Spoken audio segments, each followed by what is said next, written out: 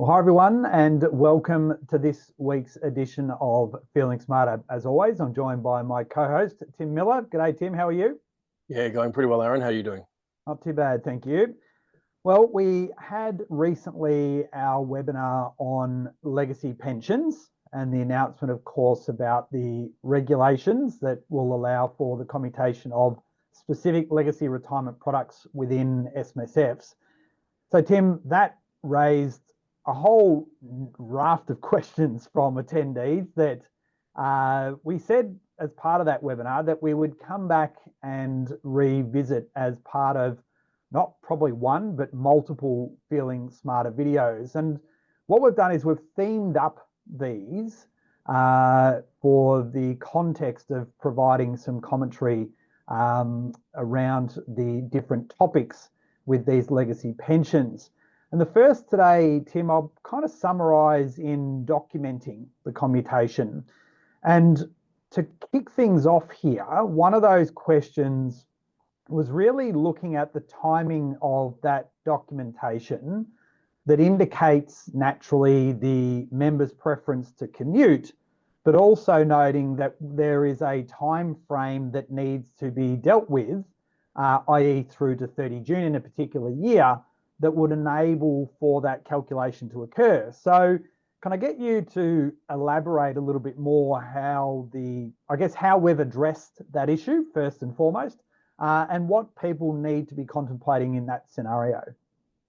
Yeah, so I want to sort of be careful with the words that I choose when I sort of give an answer. So when I use words like retrospective and prospective in regards to the documentation, what we've tried to work through is the concept of what process people will be trying to follow for themselves. And so in many respects, because of the capacity that we've now got to commute, many people will make a prospective decision to say, I am going to commute on a date in the future, right?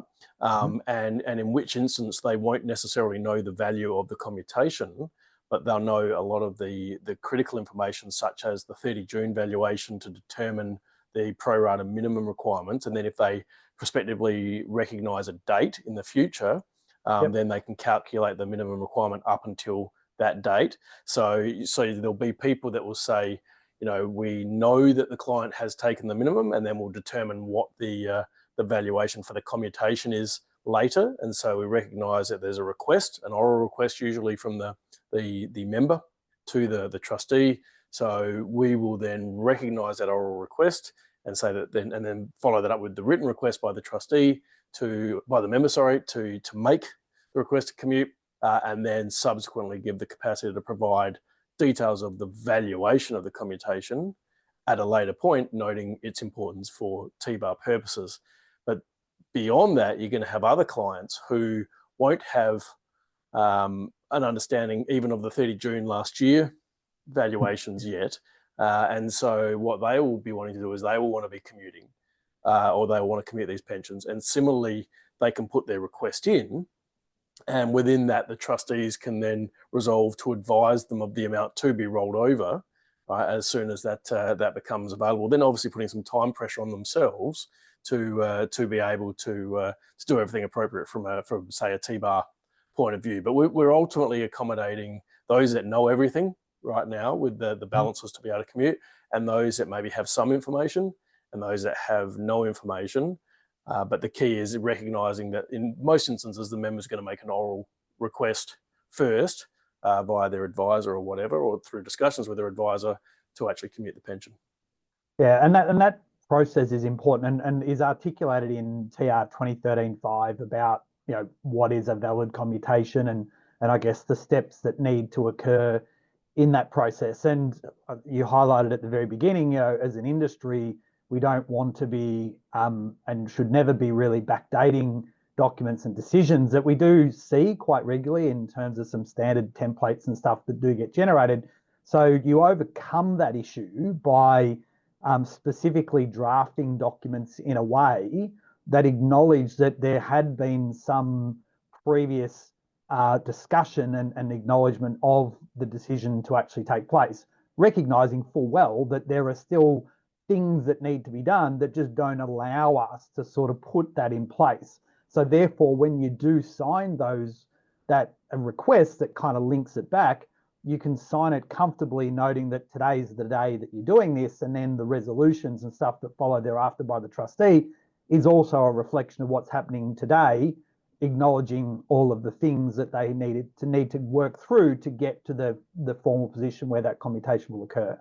Yeah, and I think the key too is because we're talking about a 5-year window here. So, the urgency to commute these things is not that you have to commute them on the 7th of December where the regulations came into effect. That's the earliest date that you could have acted upon. And, we've already done some commutations very early in about that first week there. But for everybody else, and particularly those asset test exempt pensions, you don't want to be using a current date because there's nothing yet from the with regards to debt waivers and things from a social security point of view. So, a prospective decision is going to be best interest for all parties anyhow. Yeah, absolutely. Well, the other interesting one, given the time frame that these pensions have all been around, is of course the situation where you might not be able to find any documentation.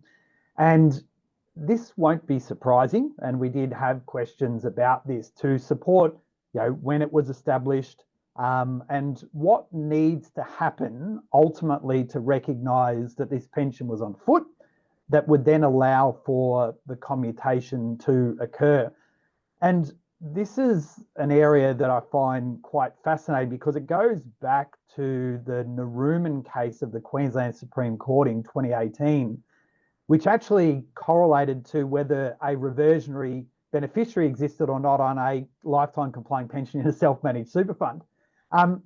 And ultimately what the court decided there was that reversionary was on foot because of the body of evidence that was in play from advice, the way in which the minimum was calculated each year, the way in which ECPI was claimed, and so on and so forth. And so that framework, I guess, really exists for us here to be able to apply to recognise and affirm the fact that we do have a document, a pension in place, I should say. And then therefore what we would want to do is create a replacement set of documents for that market-linked pension in this instance, which the question highlighted, or could be lifetime complying pension, that would then allow us to do that next step that correlates to the commutation as well. So I guess anything that you want to add there, because I see that as something that people will be confronted with, given the time frame that these have been around, and therefore the steps that they should take to be able to ensure that they have a correctly documented pension on foot, and then enables them to go through and undertake those next steps that the legacy pension commutation will allow them to do. Yeah, look, I'd sort of take a fairly simplistic approach to what are ultimately a fairly simplistic set of regulations, right? This is giving us this concept of saying you can commute, right? So as long as your rules, and so I think the deed is a very important document there, as long as your rules provide that you can commute the pension, then the original terms are certainly, I think, possibly more easily available to people than they think, because firstly, if it's a lifetime complying pension, you're getting an annual actuarial certificate, right? So what we're really looking for there is valuation. So we're looking at what is the value of the reserve supporting this pension. So things like terms, they are irrelevant from a lifetime compliant point of view. And in the greater scheme of things, whether it is reversionary or not is also less relevant to the commutation piece. Whether it's being paid to the reversion or paid to the primary beneficiary is certainly far more important. Clearly, they're going to know that. And so I think if we look at it from then a market-linked pension, which are far more difficult to identify purely from looking at financial statements because it is just exclusively an account-based pension, well, every year the minimum's being calculated on a term remaining. So the important thing really is what factor is being used to calculate the minimum. That's going to determine, or the regulatory amount, that's going to determine the term remaining. And realistically, that's probably the most relevant piece, if at all, that is necessary for determining anything with regards to the market-linked pension. Having all the other document on foot is great, but noting that it's being paid in a certain way based on certain factors is probably, to me, going to be sufficient to prove the point that the market-linked pension exists. Yeah, and that goes back to exactly the parameters that Naruman spoke about. And I guess what we have done in recognition of the lessons we got from Naruman was that we do have that lost pension deed, and that lost pension deed certainly relevant if we think about it in the context of account-based pensions, because you may have that pension in operation, and therefore you want to retain that pension in its current form. There may be Centrelink or Commonwealth Seniors Health Card things that show that it's on foot. You don't want to commute and repurchase. But equally, that could be applied in the context of market-linked pension or other defined benefit pension if you wanted to re-establish it based upon the information that you know. But then equally, I think, as you've said, Tim, if the decision then is to really commute and exit that, then it does come back to the way in which either the deed has been updated to ensure that it allows for the commutation, or if you are not relying on the deed, but you might be relying on your pension documents, well, then quite clearly there are some other circumstances that need to happen there as well. Yeah, and I'd add one piece, and that is probably one of the most critical pieces of this whole commutation is the T-bar requirements. Yep. Now, of course, the beauty is the T-bar requirements have all been reported in the last 7 to 8 years. So they're reported basically at 1 July 2017. So for all of our cap defined benefit pensions or cap defined benefit income streams, which is our lifetime and our market links that haven't been commuted since, that T-bar, original T-bar credit is going to be valuable for any future T-bar debit, particularly with the market link, because it gives us our starting point. Then we get to subtract what we've paid off, and it gives us our debit value for our lifetime. So the T-bar is a really good starting place for a lot of clients to be able to obtain some necessary information to work through this process. Yeah, and I guess the final one with documentation, we've already touched on it to some extent, was just the fact around the deed and the fact does it need to allow for that commutation. And a lot of that is ultimately going to come down to the fact that many of these income streams were established with very prescriptive terms back in the day, sort of between 99 to 2004. And a lot of the deeds needed to change at that time to ensure that asset test exemption was available to that person based upon the rules that were drafted inside the relevant deed. So the deed does become a really important part to this commutation process. Yeah, absolutely. And again, there may have been multiple deed amendments since then, because we've certainly had multiple reforms since that time. Most of them have gone through at least 2 reforms, the 2007, now the 2017. So, having that history there, it's just important really to check out what the deeds and the flexibilities of those deeds were with regards to the actions that are taken now.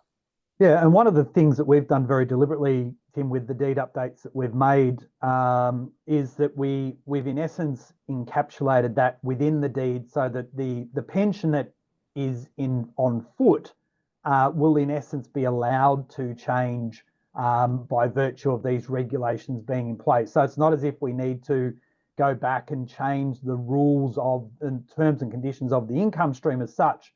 We should simply be able to go in and undertake a commutation of that income stream, noting that the regulations allow and the deed therefore follows what those regulations reflect. Correct. Well, that's it in respect to some of the questions we had around documenting these legacy pensions. We've got a range of other subject matters that I guess we'll be talking to. I think, Tim, the other important thing we should share with everyone is that we are building a legacy pensions hub currently within the Smarter SMSF platform. So that's going to give everyone a central repository really to access content, fact sheets, some forms if you've got specific requests that you might need around the defined benefits, pensions where we won't necessarily have online forms, where you can access the market link pension form and a whole range of other things, just to give people a place to go to help work through many of the issues that you may have, whether that's to upgrade a deed, request those pension changes you need, reserve allocations, and much, much more. Absolutely. And ultimately, it's really a much greater expansion of our existing legacy pension page. which talks about the documentation and has our webinar on that on there. There'll be a lot more resources, and we look forward to being able to reveal all and sundry, in due course. Yeah, absolutely. Well, thanks once again, mate. Always a pleasure. We'll see you next week at the conference. Take care. See you then. Bye for now. Bye.